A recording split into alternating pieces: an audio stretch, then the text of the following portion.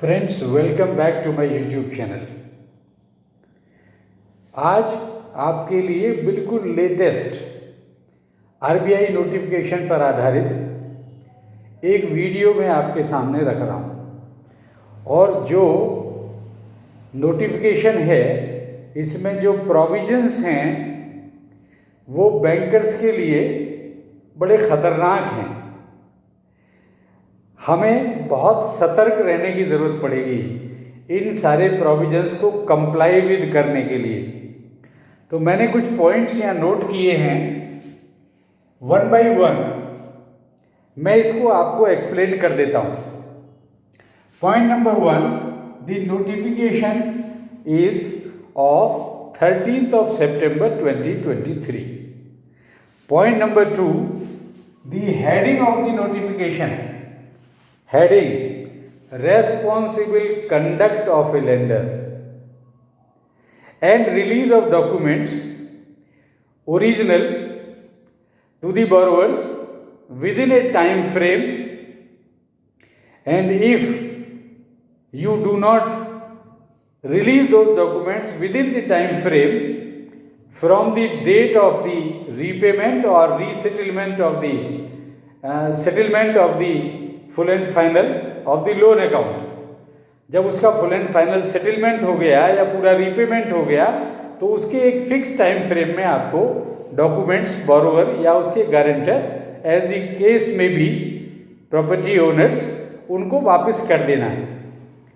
तो ये हमारे लिए चूंकि अब टाइम बाउंड है प्रोग्राम, तो हमारे लिए थोड़ा सा हमारी रेस्पॉन्सिबिलिटी बढ़ जाती है और इस बात का हमें ध्यान भी रखना पड़ेगा। We have to be careful. Next point is regulated entities.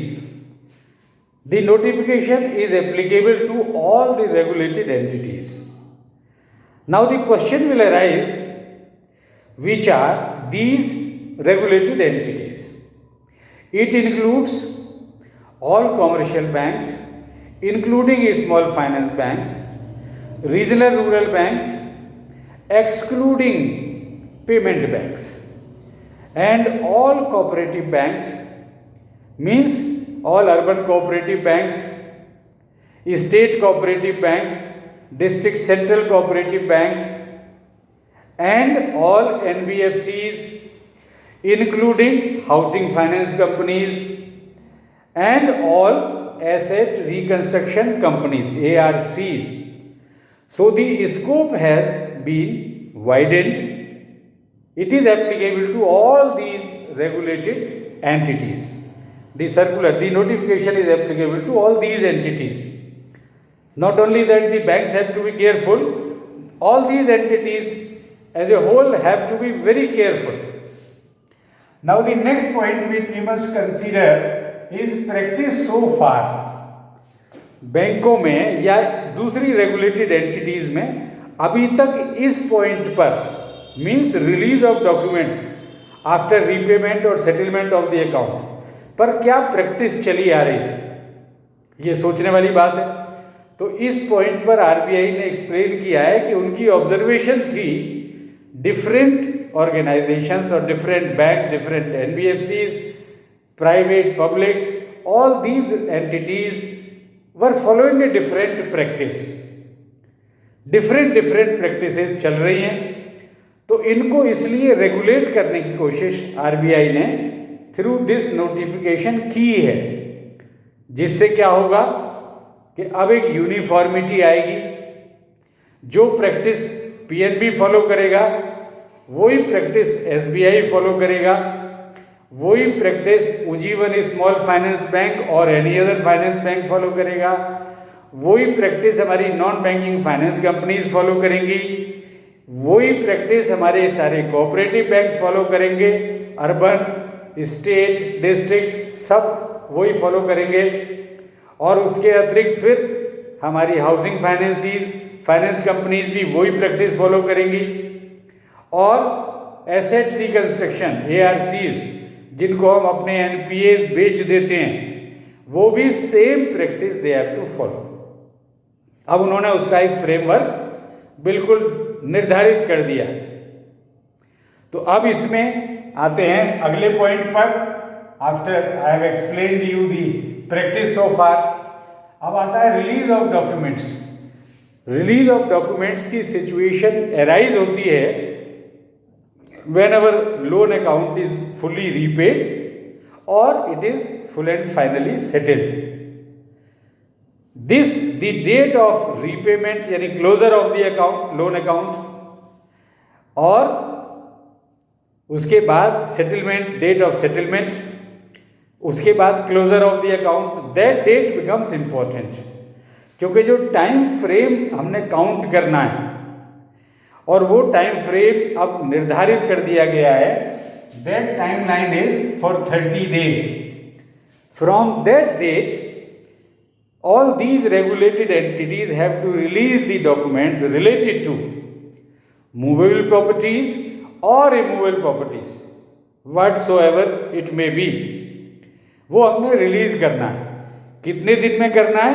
30 days में करना है, विदिन 30 days। उसी में आपको उसका अगर चार्ज का सेटिस्फेक्शन कराना है तो वो भी करना है।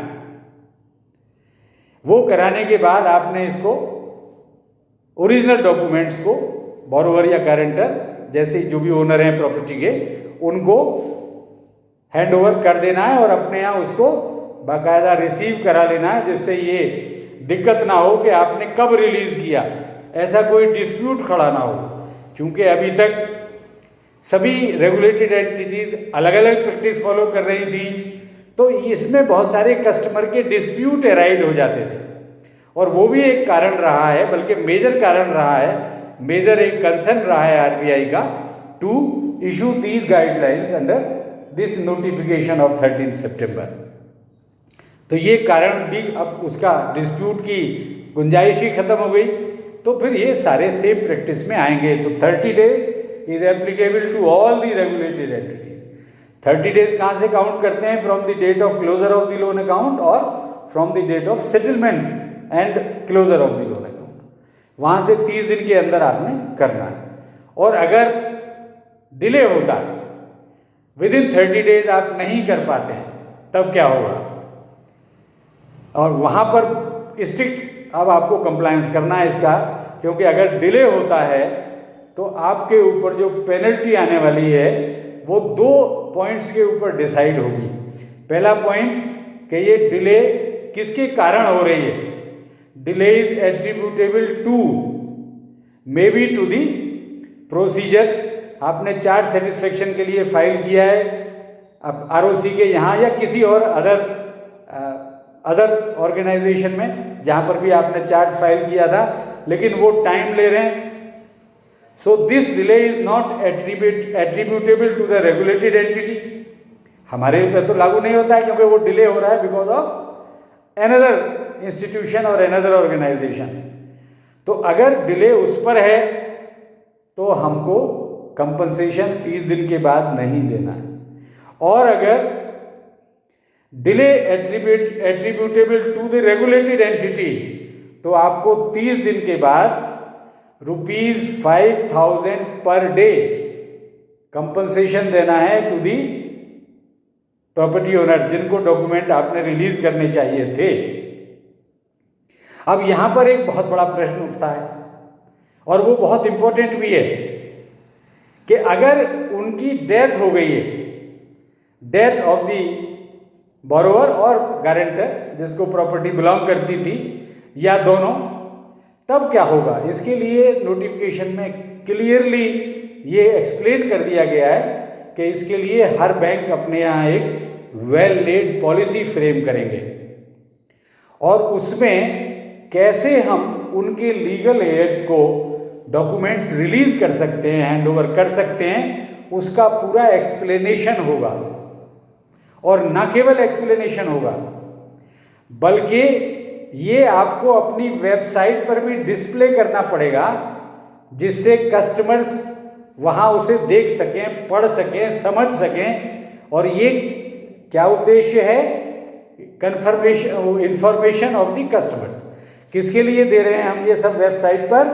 For the information of the customers. तो ये हमारे ऊपर एक और रेस्पॉन्सिबिलिटी है। पहले पॉलिसी फ्रेम करिए, फिर लीगल हेयर्स को आपने हैंडओवर करना है, उसका सारा एक्सप्लेनेशन, सारा ब्यौरा डिटेल में आपको अपनी वेबसाइट पर डिस्प्ले करना है।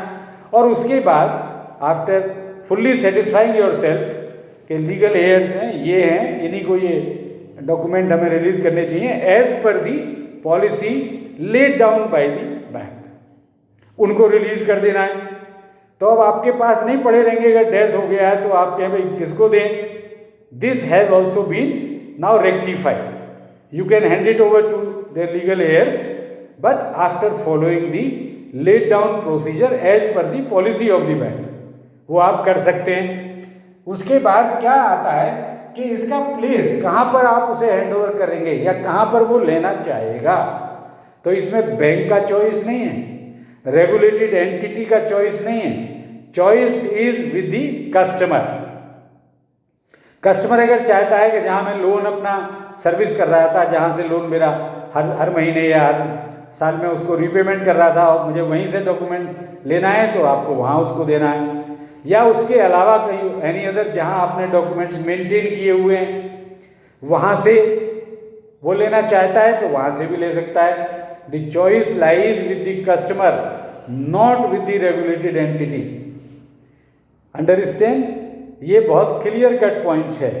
उसके बाद में आता है कि डिले में हमने कंपनसेशन, जैसे अभी मैंने आपसे डिस्कस किया, बियॉन्ड 30 डेज हो जाएगा नॉर्मल कोर्स में, तो आपको देना है ₹5000 per day for each day of delay, लेकिन वो काउंट होगी आफ्टर 30 डेज के बाद। और कभी ऐसा भी सिचुएशन हो सकती है when there is a loss और damage to the original documents, आपके पोजीशन में थे, आप रेस्पॉन्सिबल हैं, उनमें लॉस हुआ है, डैमेज हुआ है, पार्शियल हुआ है या फुल हुआ है, तब आपकी क्या ड्यूटी है, रेस्पॉन्सिबिलिटी बनती है, वो भी आरबीआई ने क्लैरिफाई कर दिया है कि बैंक या रेगुलेटेड एंटिटीज क्या करेंगी in this case, they will assist the borrowers to obtain duplicate और certified copies of the original title deeds etcetera. जो ओरिजिनल डॉक्यूमेंट्स थे, टाइटल डीड, रजिस्ट्री, तो उसको आप असिस्ट करेंगे, आपकी जिम्मेदारी है। और नॉट ओनली असिस्ट करेंगे, उसमें जितनी कॉस्ट आएगी, वो कॉस्ट भी आप बियर करेंगे। The regulated entity will bear the full cost. और इन एडिशन टू दैट आप क्या करेंगे, उसको कंपनसेट भी करेंगे। और कंपनसेट किस हिसाब से करेंगे, सेम जो अभी मैंने बताया, ₹5000 per day for each day of delay. लेकिन इस प्रोसीजर में क्योंकि आपको दूसरे ऑफिस में, कोर्ट में जाना होगा, रजिस्ट्रार ऑफिस में जाना होगा, कुछ उसमें समय लग सकता है, it may take some time. तो उसके लिए आरबीआई ने रिलैक्स किया है इस पर्टिकुलर क्लॉज के अंतर्गत कि इन this case delay will be counted after 60 days. तो इन 60 डेज में जब लॉस और डैमेज हो गया है तो आपको डुप्लीकेट कॉपी या सर्टिफाइड कॉपी निकलवानी है रजिस्ट्रार के ऑफिस से और उसको फिर हैंडओवर कर देना है। अगर कोई सेटिस्फेक्शन ऑफ चार्ज का मैटर है तो भी उसको विद इन दीज 60 डेज कर लेना है। If the delay is beyond 60 days then the same rule is applicable. The regulated entity has to compensate the borrowers again with the same amount ₹5000 per day. तो ये सारी चीज़ें आपने assist भी करना है, फुल कॉस्ट भी बियर करनी है और उसे कंपनसेट भी करना है एज मेंशन्ड अबव। अब लास्ट में आता है कि इन सारी गाइडलाइंस की इफेक्टिव डेट क्या है। This is also important. The effective date of these guidelines is क्या है, 1 दिसंबर 2023। तब तक आप तैयार हो जाइए। आपको अभी लगभग मोर देन 3 मंथ्स आपके पास हैं, उससे आप मेंटली प्रिपेयर हो जाइए, अपने रिकॉर्ड्स को चेक करा लीजिए ताकि आपको यानी any release of documents falling due on और आफ्टर 1 दिसंबर, उन पर ये सारी गाइडलाइंस एप्लीकेबल हो जाएंगी और तब हमें बचाव करना बहुत मुश्किल होगा। I hope I am very clear on these points. So I conclude my video with a request to all of you to subscribe to my YouTube channel.